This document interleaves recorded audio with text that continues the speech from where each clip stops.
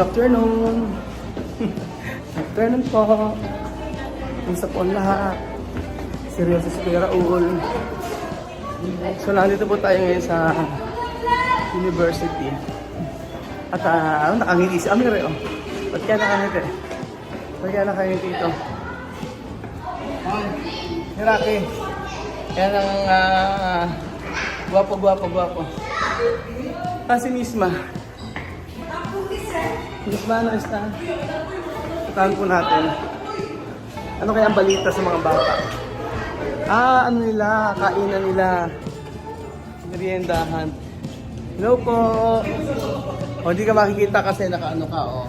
Cinematic yan. Yan ang mga panlaban natin para hindi makita. Kasi hindi re-report ako eh. Naire-report ako kasi bawal nga naman na yung mga bata.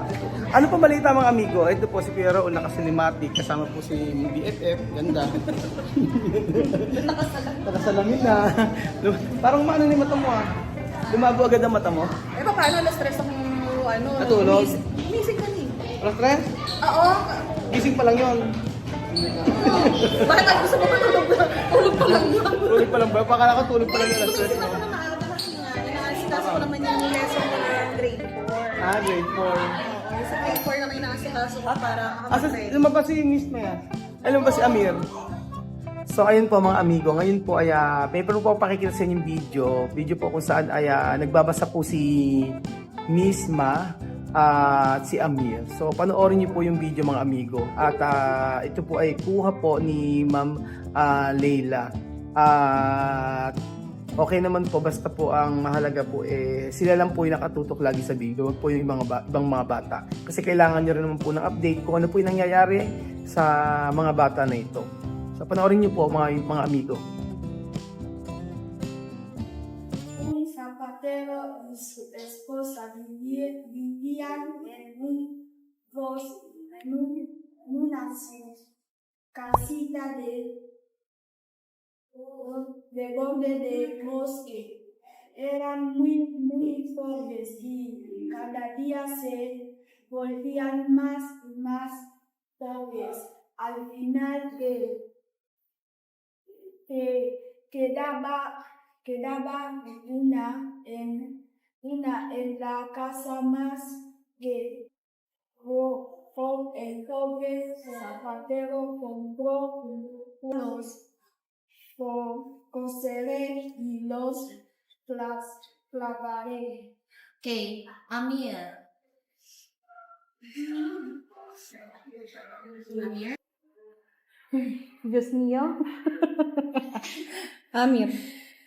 En donde compró el vuelo para los zapateros llegó desde una bomba de trabajo a la mañana siguiente cuando entró a su taller para hacer los dejó en su banco de trabajo. A la mañana siguiente encontró 4 pares hermosos zapatos. Todos los usaba. Okay, palakpakan naman natin. Ma'am Leila, napansin ko, Spanish yung nagbabasa sila. Ano yun, English ba yun? English. Bakit Spanish yung binabasa nila, hindi English?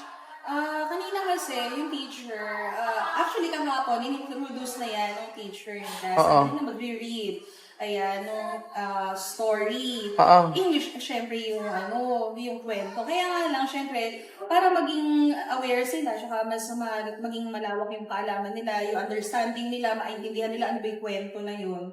Sineparate or may dalawang ginawa ang teacher. So, in-introduce ng teacher yung lesson, yung story in English, in-explain din niya, ganyan. Kasama din sila misma, sila Amir, ganyan. In-explain din niya na ano yung story na yun, ano yung mga kailangan nila malaman about dun sa story. Tapos, para mas maging maalam sila Amir, sila misma. Para maintindihan.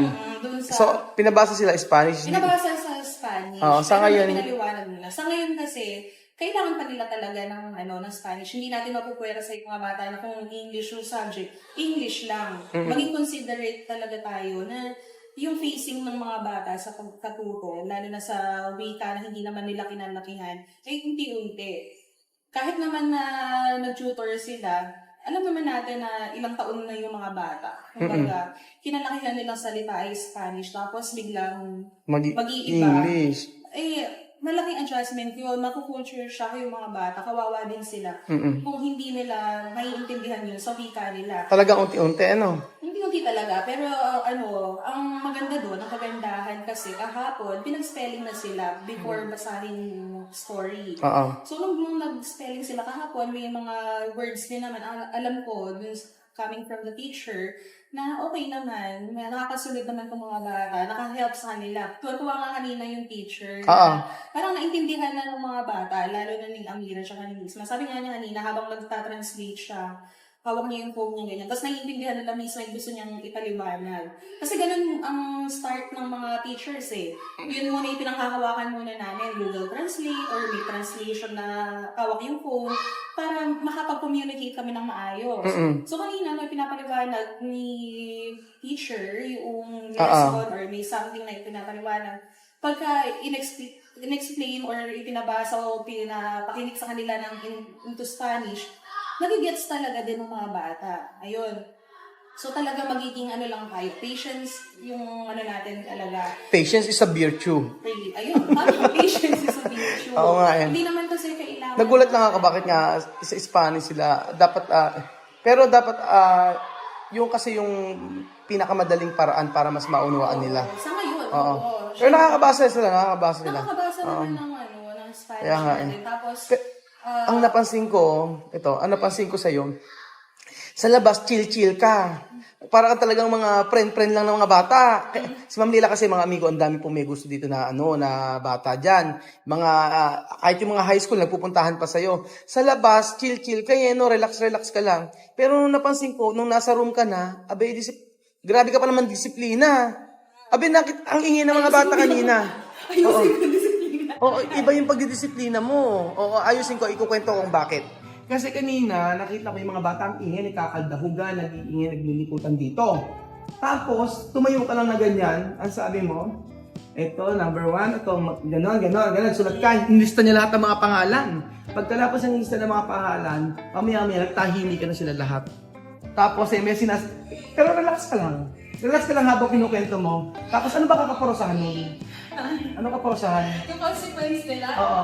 pagsusulat lang ng cursive writing, kailangan din naman nila matutunan yung cursive Oo. writing. Abay, So, nagtahimik hindi ka. yung parusa, para sa kanila, hindi parusa talaga yun. Hindi.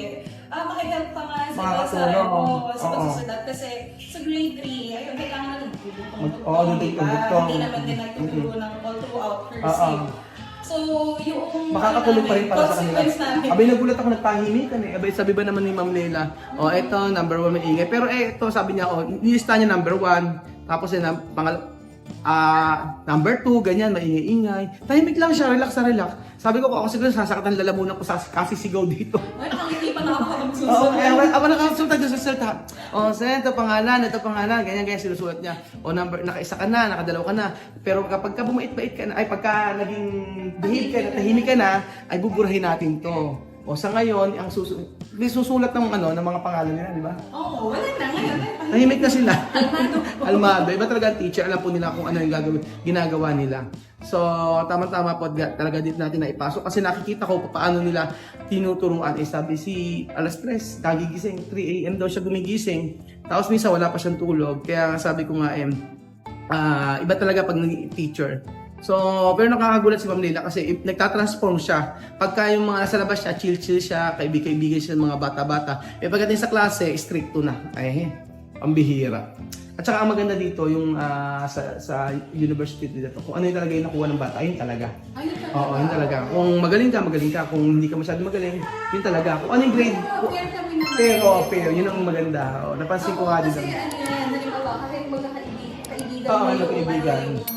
yung parents, Oo. alam din ng mga magulang yan ako. Ganyan, halimbawa, kung ano na ko ng anak mo, kahit magkaibigan Yun na yun. Yun na yun, hindi Oo. ko mapapakiusapan doon. Kasi Mag-uusapan. yun ang nakuha ng anak mo. Ako lang naman Taga-compute. Oo, yun nga. So ayun mga amigo, ang ganda ng sinabi ng Leila, tsaka ang ganda, nakita natin na nagbabasa sila misma sa eskwela. First time natin makita na nagbasa po sila. Spanish man, pero importante po ay nakabasa po sila. So ayun po mga amigo, i-update ko po kayo lagi kung ano po yung mangyayari sa mga bata. Salamat po Mami Leila. Salamat po sa inyong lahat. God bless po.